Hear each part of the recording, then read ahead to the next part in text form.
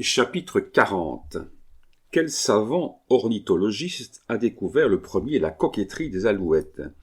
Quel profond philosophe a deviné qu'en agitant des plaques de métal ou de verre, les alouettes viendraient s'y mirer, pourvu que ces plaques fussent brillantes, et que plus elles étaient brillantes, plus les folles petites bêtes viendraient facilement et abondamment.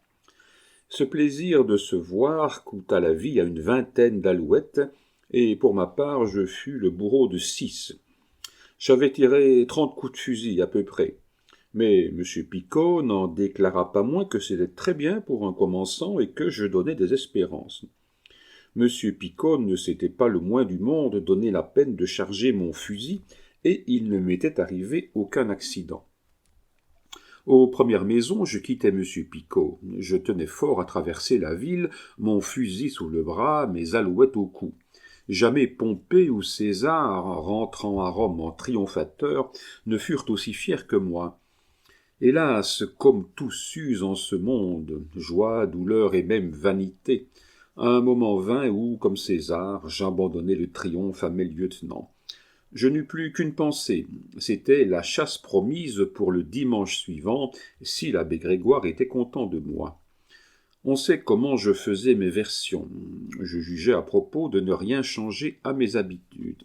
Quant au thème, j'y mis une telle attention que l'abbé Grégoire déclara que si je continuais, je pourrais, avant un an, entrer en 6e dans un collège de Paris. En outre, j'appris, pour ma satisfaction personnelle, 200 ou 300 vers de Virgile. Si mauvais latiniste que je sois, j'ai toujours adoré Virgile.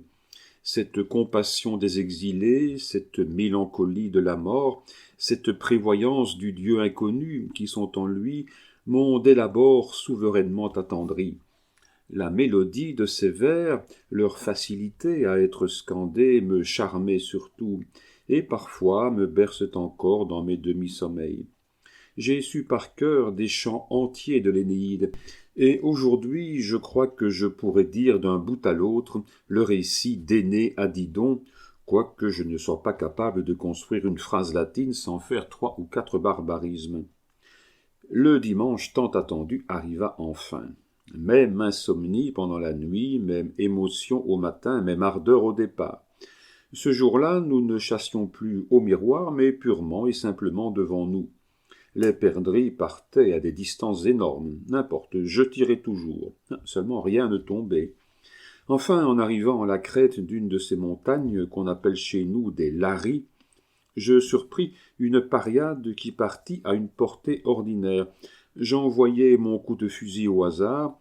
Une des 2 perdrix, atteinte à l'extrémité du fouet de l'aile, indiqua par la déclivité de son vol qu'elle était blessée. « Ah, touché !» me cria M. Picot. Je l'avais bien vu qu'elle était touchée, et j'étais parti après elle. Ce fut seulement quand je me fus lancé sur la pente rapide que je compris mon imprudence. Au bout de 20 pas, je ne descendais plus, je bondissais. Au bout de 30, je ne bondissais plus, je volais. Je sentais à tout moment mon équilibre près de se perdre. Ma vitesse s'accroissait en raison de ma pesanteur. J'étais une application vivante du carré des distances de Galilée. M. Picot me voyait dégringoler sans pouvoir me retenir, tant j'étais lancé violemment vers un endroit où la montagne était coupée à pic par l'ouverture d'une carrière. Je voyais moi-même la direction que je prenais sans avoir la puissance de m'arrêter. Le vent avait emporté déjà ma casquette, je jetai mon fusil, j'arrivais à cette ouverture. Et tout à coup, la terre me manqua, je sautai, ou plutôt je tombai d'une hauteur de 10 à 12 pieds, et je disparus dans la neige que le vent avait fort heureusement amassée en un douillet édredon d'1 mètre d'épaisseur à l'endroit où j'étais tombé. J'eus grand peur, je l'avoue, je me crus tué. En tombant, je fermai les yeux. Sentant que je ne m'étais fait aucun mal, je les rouvris.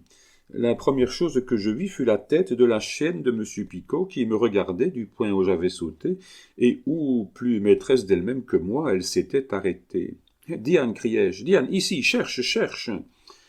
Et me relevant, je repris ma course après ma perdrix. Je vis de loin M. Picot qui, monté sur la pointe d'un rocher, levait les bras au ciel. Il m'avait cru broyé. Je n'avais même pas une égratignure.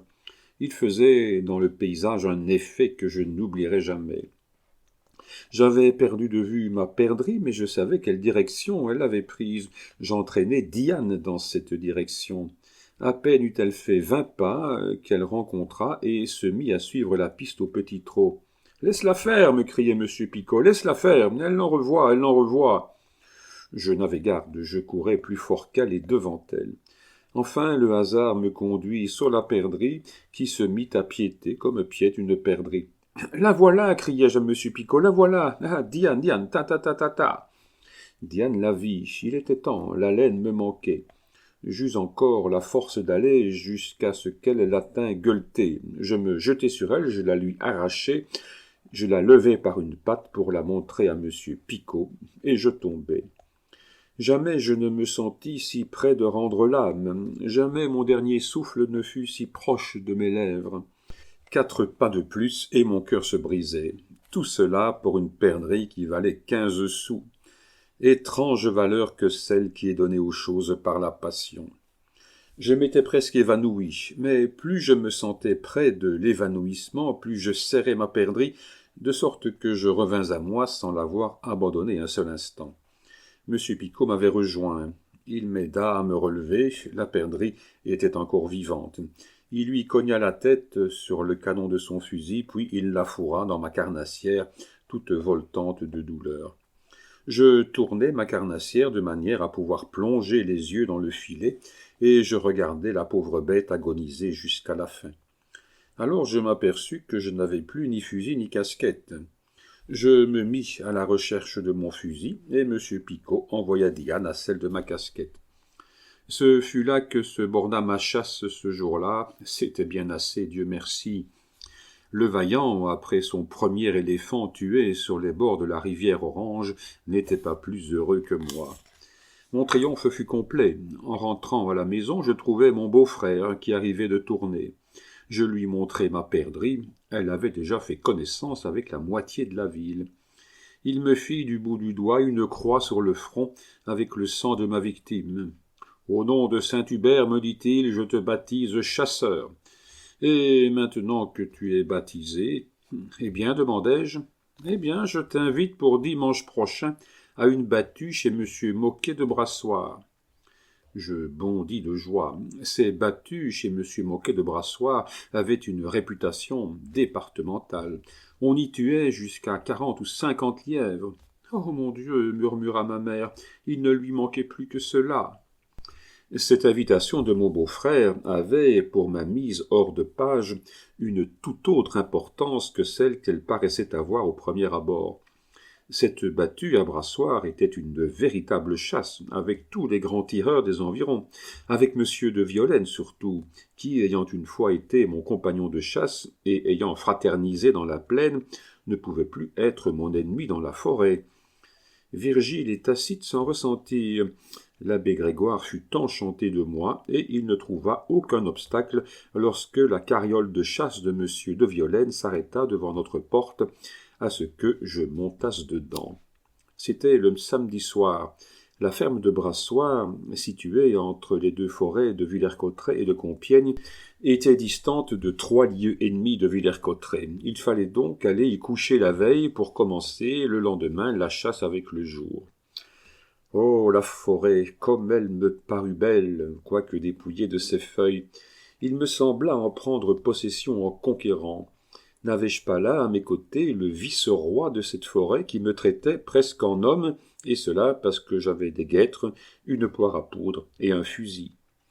Monsieur de Violaine jurait bien encore, mais ses jurons me paraissaient charmants et pleins de grâce. J'aurais voulu jurer comme lui. 1 mois ou 2 auparavant, sa famille s'était augmentée d'une petite fille. Au bout de 13 ou 14 ans, il avait pris en tout bien tout honneur l'idée à sa femme de lui faire ce cadeau. Monsieur de Violaine avait accepté comme il acceptait tout, en grognant. Seulement son excentricité s'était révélée par une de ces boutades grotesques qui lui étaient toutes particulières. Quoique la nouvelle venue fût grosse comme une rave à son arrivée en ce monde, sa mère avait fort crié en la mettant au jour. Ces cris, M. de Violaine les avait entendus de son cabinet. Mais comme, avec son apparente brutalité, il ne pouvait pas voir souffrir un pigeon, il s'était bien gardé de paraître tant que les cris avaient duré. Et les cris éteints, il avait prêté une oreille plus tranquille aux autres bruits. Il avait entendu des pas dans son escalier, la porte de son cabinet s'était ouverte, et la cuisinière avait apparu sur le seuil. « Eh bien, Joséphine, avait demandé monsieur de Violaine. « Eh bien, monsieur, c'est fini, madame est accouchée. »« Heureusement, heureusement. De quoi ? D'une fille. » Monsieur de Violaine fit entendre un grognement des plus significatifs. « Oh, mais, ajouta vivement Joséphine, jolie, jolie comme les amours, c'est tout le portrait de monsieur. » En ce cas, grommela monsieur de Violaine, en voilà une qui ne trouvera pas facilement à se marier. Tout mon portrait, ah, tant pis, morbleu, tant pis, je n'en fais jamais d'autre. Et il s'achemina vers la chambre de sa femme.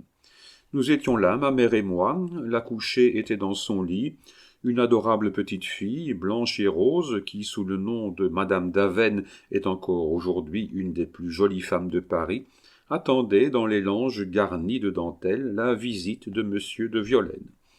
Il entra, le cou dans les épaules, les mains dans les poches, regarda autour de lui, étudia la topographie de la salle et alla droit au berceau dont il inspecta la mignonne habitante, en fronçant son gros sourcil noir.